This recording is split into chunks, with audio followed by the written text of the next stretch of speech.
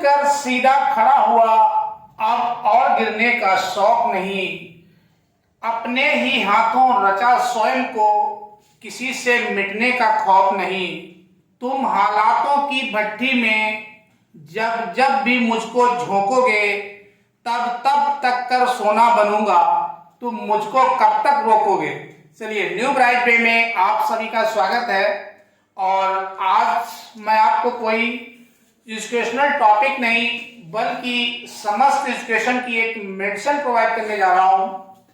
उसको आपके लिए जो मेडिसिन वर्क है कि किसी भी बोर्ड एग्जाम में, चाहे वो 10th बोर्ड है या 12th बोर्ड है, इसमें केवल पढ़ते रहना या जो डेली रूटीन्स में ही ढलते रहना से काम नहीं चलता है। समय समय अपने आप को अपडेट करना, टाइम के साथ अपने शेड्यूल को चेंज करना, किस समय में कैसा टाइम टेबल यूज किया जाए उसके हिसाब से चलना, ये समस्त चीजें आपके अंदर होनी चाहिए एक बेहतर परफॉर्मेंस देने के लिए।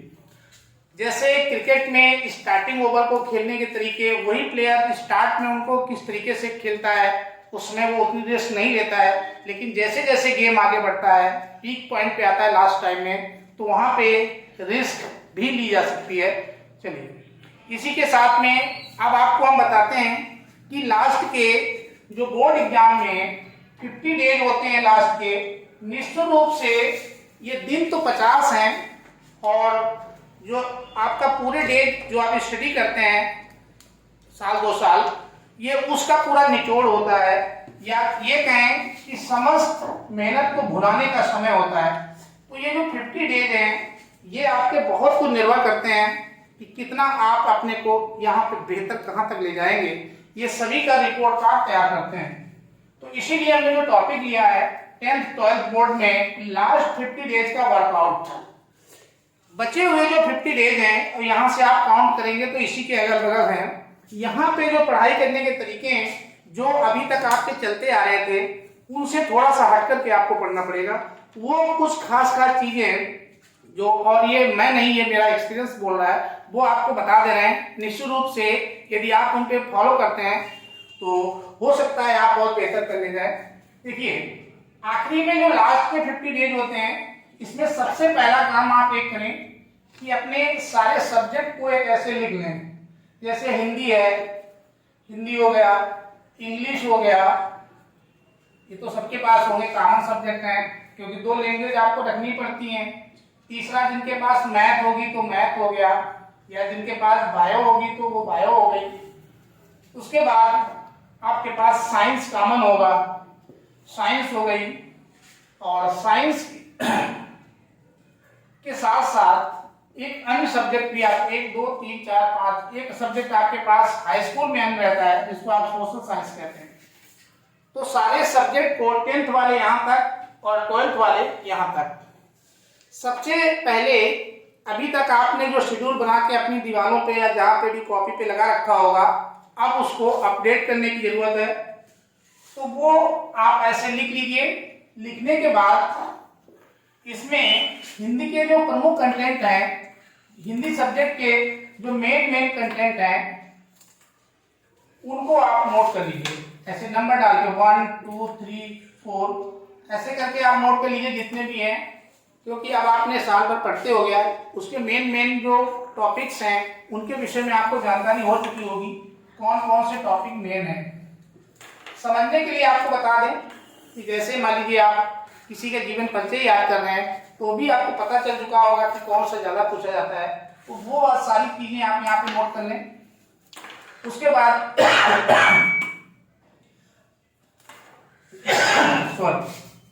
इसी के साथ में इंग्लिश में आए तो इंग्लिश में बेसिक कॉन्सेप्ट को जरूर क्लियर करें, क्योंकि ये एक फॉरेन लैंग्वेज है। आप अपनी हिंदी वाली भाषा में तो अपने को इम्प्रूव भी कर लेंगे, दाएं बाएं करके वर्णों को यूज कर लेंगे, लेकिन यहाँ पे आपके पास शब्द कम पड़ जाते हैं लिखने के लिए।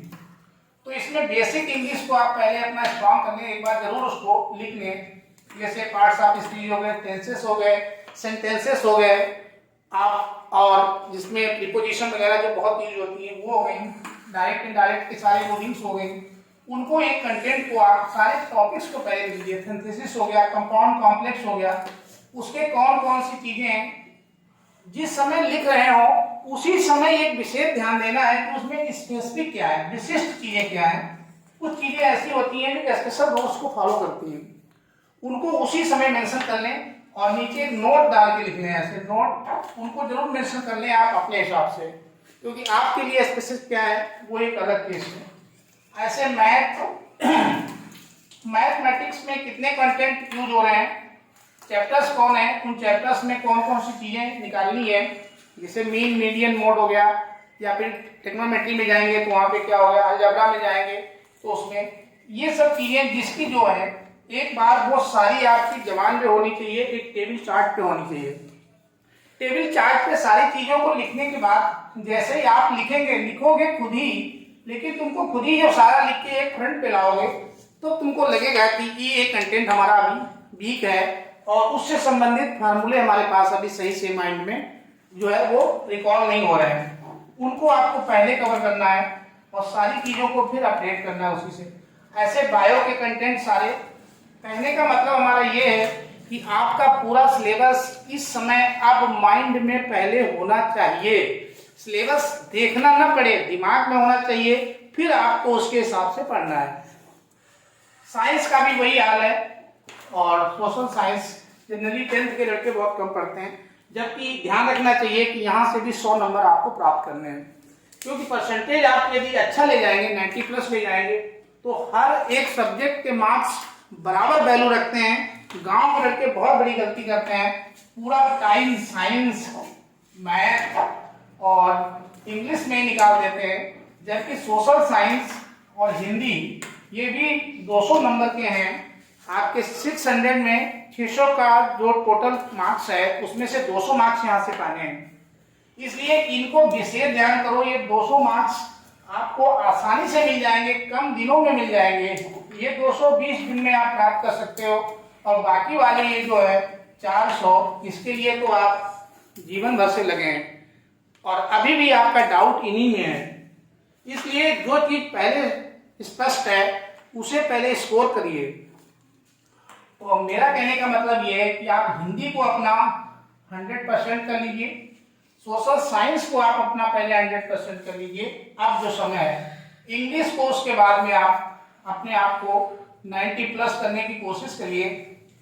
मैथ, बायो, साइंस ये आपकी चलती रहेंगी, इसके लिए बेसिक मेथड सीखने की कोशिश करो, इन्हें रटने की नहीं बल्कि इनके मेथड्स क्या है उनको पकड़ लीजिए, ये ऑटोमेटिकली आपकी रिकवर हो जाएंगे।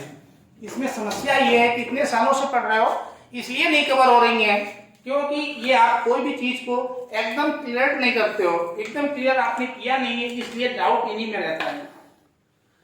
इस तरीके से आपको अपनी स्टडी को जारी रखना है, एक शेड्यूल पहले बनाना है, सिलेबस माइंड में होने चाहिए, और लास्ट में सबसे बड़ी बात यह है कि लगभग 3 ईयर के प्रीवियस ईयर के जो क्वेश्चन है, बोर्ड के क्वेश्चन पेपर प्रीवियस ईयर के लगभग 22, 21, 20, 18 यहाँ तक के आप देख लीजिए, एक बार पढ़ लीजिए। केवल जब सिलेबस आप अपना पढ़ लें पूरा, उसके बाद उन क्वेश्चनों को पढ़ लीजिए।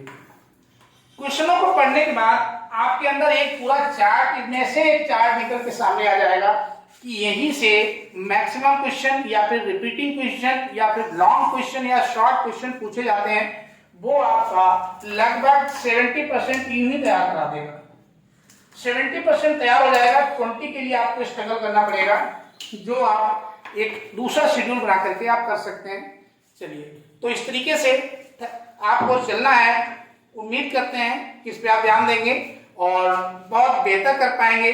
जिनको मैंने लास्ट ईयर बताया था वो लोग कई सारे लड़के ऐसे हैं जो 90+ गए थे, आप भी उनमें से सम्मिलित हो सकते हैं। चलिए, असफलता एक चुनौती है, असफलता एक चुनौती है, इसे स्वीकार करो। क्या कमी रह गई देखो और सुधार करो। जब तक ना सफल हो, जब तक ना सफल हो, नींद चैन को त्यागो तुम, संघर्ष का मैदान छोड़कर मत भागो तुम। कहते कुछ किए बिना ही जय जयकार नहीं होती और कोशिश करने वालों की कभी हार नहीं होती। चलिए, इसी के साथ में समाप्त करते हैं।